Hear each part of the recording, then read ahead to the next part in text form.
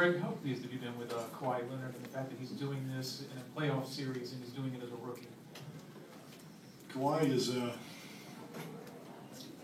someone who, I guess it's fair to say, surprised us, because you don't really know when you draft someone. You do your best job to research it, and when that player comes in, that's when you really learn about him. And in Kawhi's case, he's absorbed information really well. He performs his role.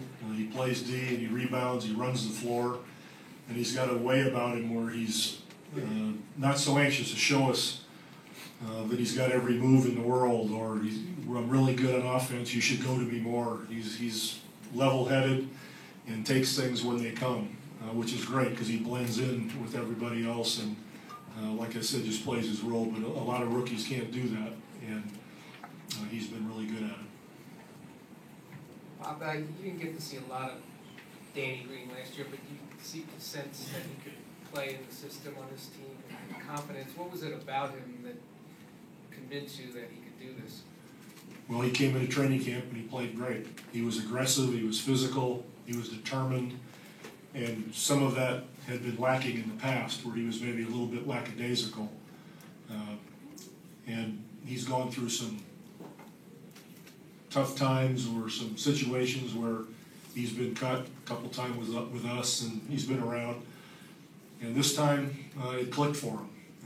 Coach Williams did a good job of helping him understand, and a good example of a college coach sticking with a player well beyond the college days and trying to help him be successful. And I think that his respect for Coach Williams was such that he just kept hammering away, and he came back to us, as I said, very aggressive. Bob, was this a game that you set the tone early with your defense and the aggression of your on defense?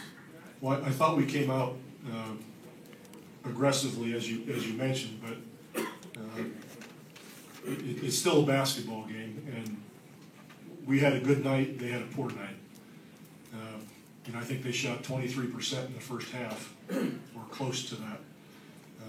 That's probably not going to get it done for anybody. So this was just a matter of them having a bad night in that regard. And it happens to all of us.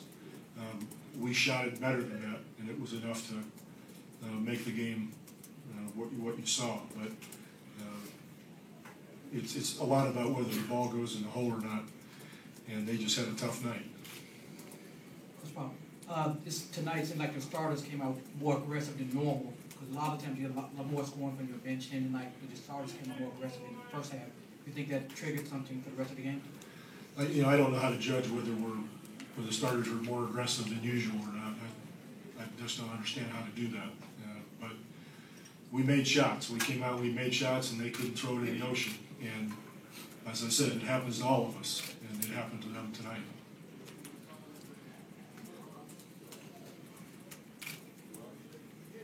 You talked about the missed shots, but defensively, what's working for you guys against Al Jefferson? He's missing shots he'd normally make, but it seems like you guys are fronting him, doubling at times. He just doesn't look very comfortable out there. Well, we're trying to do the best job we can on a guy who's very difficult to guard. He's one of those herky-jerky guys that he gets you off your feet is what he does, and he shoots a mid-range jumper pretty well. And I just think he had a bad night. It's not because we came up with some new defense or we were fantastic on defense. We have to be very careful about that. There's nothing to be satisfied about. When we get up to Utah, the balls will fall for them. So we'll have to play a lot better. Pop, on TV tonight, they showed an exchange with you and Tony right, I guess, at the end of the third quarter, where you had to do some convincing to get him out of the game. Just what does that say about Tony, the fact that he wants to stay in there and play at all times like that? Well, you don't want to lose your conditioning, and I don't want to get him hurt. So when you have a game like this, it's always a struggle between keeping someone in shape and not letting them get hurt.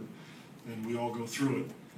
And he wanted to get he wanted to get the whole quarter, but we compromised, and I gave him 2 more minutes.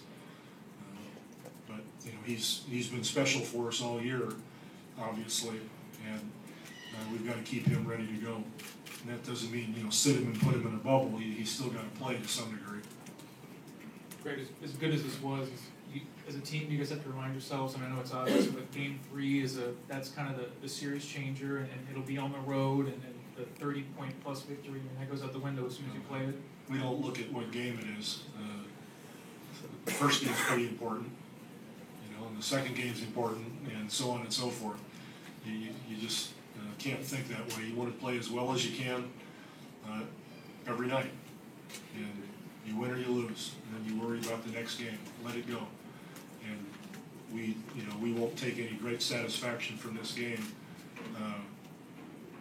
because we know that they had a poor night, and that's not going to happen very often.